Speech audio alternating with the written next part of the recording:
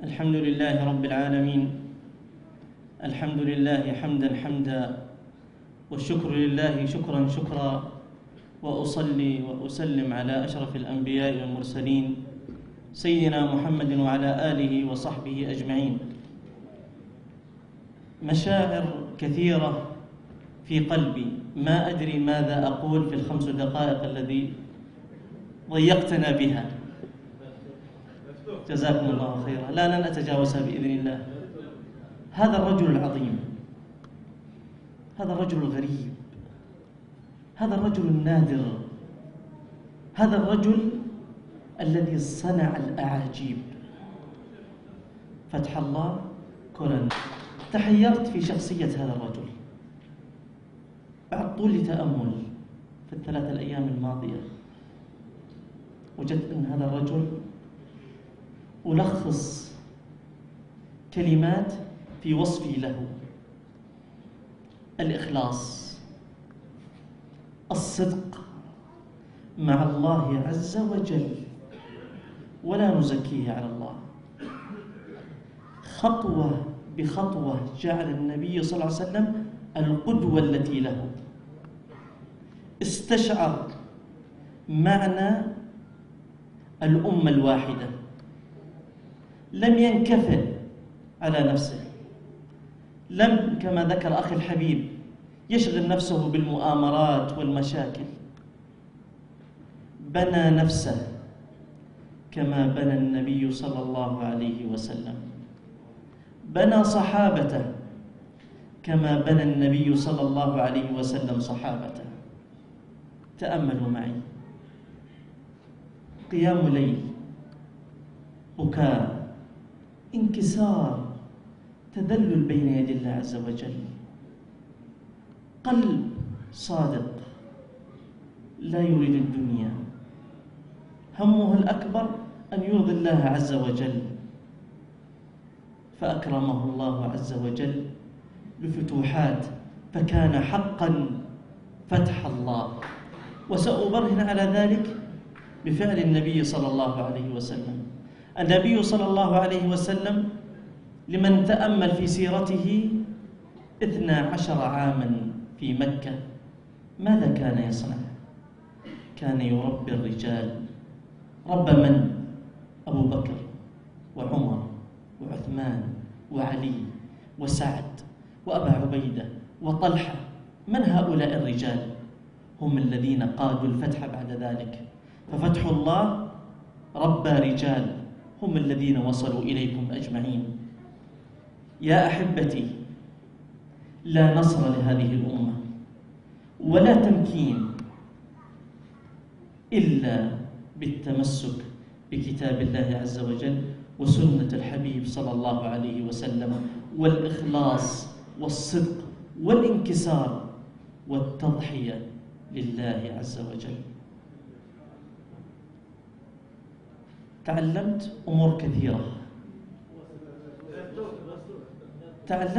كثيرة في هذه الأيام. كنت أقرأ في طفولتي سيرة الحبيب صلى الله عليه وسلم كما كلكم قرأتم، وكانت العبرات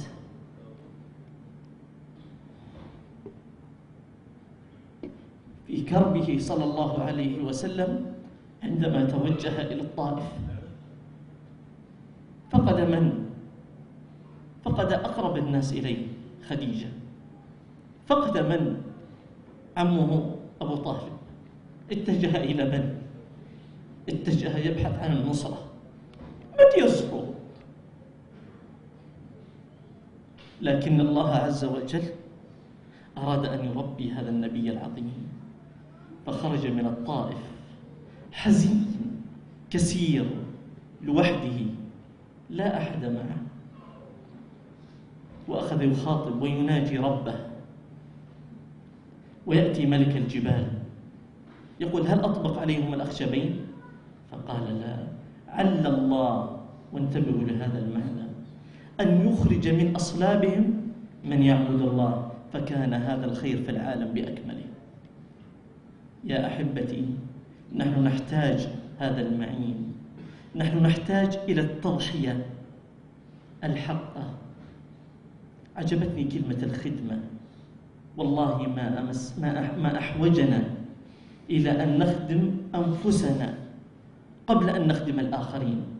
نحن عندما نخدم الآخرين لله عز وجل نخدم أنفسنا، نربيها، نرفع مكانتها بإذن الله عند الله عز وجل. ما قيمة هذه الحياة إذا لم تكن في طاعة الله؟ لماذا خلقت أيها الإنسان؟ الله عز وجل لخص خلقك في كتابه: وما خلقت الجن والإنس إلا ليعبدون. الله ما كلفك بالرزق، فانظر إلى نفسك كم من الوقت تضيعه من أجل الرزق، وانظر إلى نفسك كم من الوقت تقدمه لأخراك، انكسار وتذلل وتضحية وبذل لله عز وجل. 5 نقاط أوردها باختصار في هذا الرجل العظيم الذي تعلمت منه في هذه الأيام، وتعلمت أشياء أخرى لكن سأكتفي بهذه ال5. الأمر الأول كما ذكرت الصدق، فهل نحن صادقون مع الله؟ والله لو صدقنا الله لصدقنا، والله لو صدقنا الله لصدقنا. قتلنا الرياء، الظهور، حب الذات. وهذا الرجل العجيب يتذلل، ينكسر. كم حظنا من قيام الليل؟ أنتم أيها الدعاة الآن، أنا أخاطب دعاة ما أخاطب عامة. كم حظ كل واحد فيكم في ظلمة الليل؟ كم عبرة تقطر بين يدي الله عز وجل؟ كم للأسف حالنا يبكي والله. ثم نريد النصر. من أين يأتي النصر؟ إذا أردنا هذا الطريق لابد من الأمر الثاني الذي تعلمته من هذا الرجل: التضحية بكل معاييرها. التضحية بالوقت، التضحية بالمال. فصنع رجال أمس كنا معهم، كنت أحلم، ما كنت أتوقع أني أنا سأرى في حياتي رجل ينفق كما أنفق أبو بكر الصديق رضي الله عنه عندما أمر النبي صلى الله عليه وسلم بالإنفاق، فأتى النبي صلى الله عليه وسلم بكل ماله. رأيت أمس رجل أنفق كل ماله، ربى رجاله على التضحية. فربوا رجالكم، وقبل أن تربوا رجالكم ربوا أنفسكم على التضحية لله عز وجل.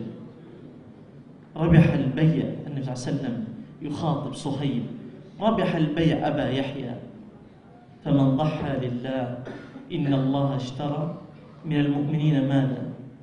أنفسهم. بدأ بالنفس، وهذا الموطن الوحيد الذي قدم الله عز وجل النفس على المال وأموالهم، بأن لهم ماذا؟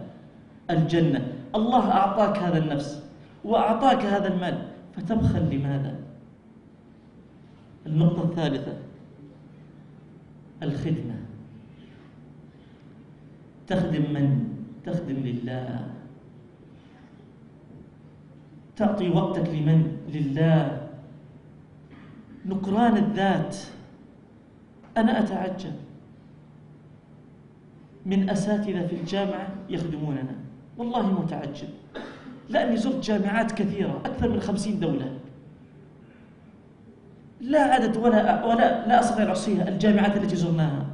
دائما أساتذة الجامعات ينظرون إلينا من برج عاجي. لما؟ لأنهم أهل تنظير. لكن في هذا المكان لا، رأيتم أهل خدمة لله عز وجل. فإذا أردت الفوز اخدم نفسك لله، لا تخدم غيرك. تعلمت قبل الأخير من هذا الرجل أنه في الدنيا لا مستحيل، ما في شيء اسمه صعب. وكانت هذه همة الصحابة رضوان الله عليهم أجمعين. فكان النبي صلى الله عليه وسلم يرسل كل ضيف إلى كل مكان، إلى الفرس، إلى الروم، إلى اليمن، ما كان أحد يقول أنا لوحدي في الطريق، كيف أمضي؟ لأن الهم كان هم عظيم في قلوب الصحابة، فنشروا هذا الدين في كل مكان. تعلمت من هذا الرجل مفهوم جديد كنت أسمع في كتاب الله عز وجل، وعملت في منظمة أكثر من 10 سنين، شعارها هذا الشعار، لكن رأيتها بعيني في هذا المكان: ادعو إلى سبيل ربك بالحكمة والموعظة الحسنة وجادلهم بالتي هي أحسن. الله، ما أحوجنا لهذا المفهوم، ما أحوجنا لهذا التعامل، ما أحوجنا أن ندعو بعضنا البعض بالحكمة ليس الآخرين. نحن قسونا على بعضنا البعض، وسامحوني في كلامي، لكن كلام من القلب، أسأل الله أن يكون خرج من القلب ليصل إلى القلب. يا أحبتي، الأمة لن تعود إلى مجدها إلا كما قال عمر: نحن أمة أعزنا الله بهذا الدين، فمتى ما ابتغينا العزة بغير هذا الدين أذلنا الله. سنين طويلة ونحن نبحث عن العزة والنصرة والتمكين والعنفوان وإلى غير ذلك، شيوعية، ليبرالية، علمانية، كل التيارات شاركنا فيها، وبعدين لا يصح إلا الصحيح. أختم حديثي بهدي النبي صلى الله عليه وسلم في تربية أصحابه. النبي صلى الله عليه وسلم ركز في السنوات الأولى على تربية جيل يتحمل المسؤولية. نصيحتي لكم: ركزوا على الأجيال حتى تتحمل المسؤولية. أنتم رسل في كل أصقاع الدنيا، من أفريقيا، من أوروبا، من آسيا الوسطى، من العالم العربي. لن نفلح إلا إذا سن بنفس الطريق الذي مضى فيه الحبيب عليه أفضل الصلاة وأتم التسليم. واعذروني على الإطالة، وصلى الله وسلم وبارك على سيدنا محمد.